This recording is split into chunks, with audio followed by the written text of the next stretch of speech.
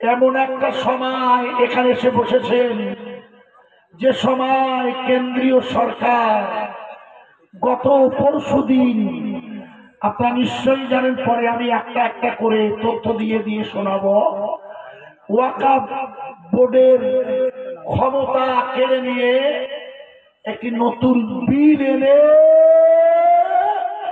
সরাসরি আল্লাহর এই মসজিদ কার ঘর, আরে জোরে বলুন, ওয়াকফের উপরে হস্তক্ষেপ করা মানে কার উপরে হস্তক্ষেপ করা? চিল্লে বলুন। অতএব প্রত্যেকটি তাবলীগ বলুন আর ফুরফুরা দলাদলিতে যাবেন না প্লিজ। সময় নেই এখন আর দলাদলি করার। এই সময় রাজনীতির রঙে না মেতে সব ভাইয়ের দায়িত্ব সরকারের বিরুদ্ধে ওয়াকফ বোর্ড কেন্দ্রীয় সরকারকে বাতিল করতেই হবে। এই আন্দোলন চারিদিকে ছড়িয়ে দিয়ে রমজানুল মুবারকের পবিত্রতম সওয়ালের চাঁদে আমরা সকলেই শপথ নেব ইনশাআল্লাহ, যেহেতু আমরা রমজানুল মুবারকের রোজা রেখেছি কার জন্য? আরে জোরে বলুন।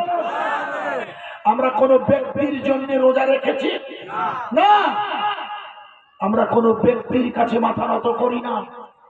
আমরা রমজানুল মুবারকে রোজা রেখেছি যে আল্লাহর জন্য। সেই আল্লাহর নবী বললে, জিবরিল আমার সাহাবারা একটু আনন্দ চাইছে ওদের জীবনে। আসলে প্রত্যেক মানুষের জীবনে একটু আনন্দ চায়, ভালোবাসা চায়, একটু একটু প্রীতি এবং প্রেম চায়। জিবরিল বললে, ইয়া রাসূলুল্লাহ, ওরা ওরা মানে ইহুদিরা, ওরা ওরা মানে খ্রিস্টানেরা, ওরা তো বছরে দুটো উৎসব করে। আমাদের পশ্চিম বাংলায় এখন কতটা হয় ভাই?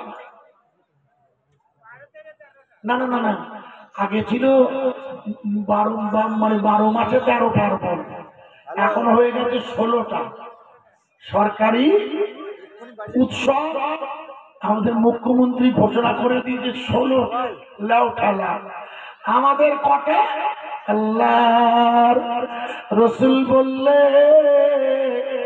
তোমাদের জন্য আল্লাহ দুটো উৎসব, ওরা করবে নওরোজ, তোমরা করবে ঈদুল ফিতর। ওরা করবে মেহেরজান, তোমরা করবে ঈদুল আযহা। সওয়ালের চাঁদ দেখো উকি মেরেছে, মেরিগঞ্জের আকাশে আলো দিয়েছে। আয় আয় কে যাবি ঈদগায়, আয় একই সাথে পড়ে দরুদ যাবে মদিনায়। আল্লাহ জোরে বলুন, মাওলানা মুহাম্মদ ওয়া আলা আলি সাইয়্যিদিনা।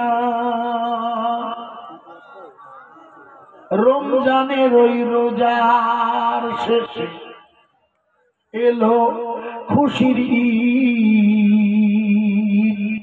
তাই তো মোরা ছুটিয়ে দিয়েছি দুই চোখের নিদ। নিদ মানে ঘুম। রমজানের ওই রোজার শেষে এলো খুশির ঈদ, তাই তো মোরা গুছিয়ে দিলুম দুই চোখের নিদ।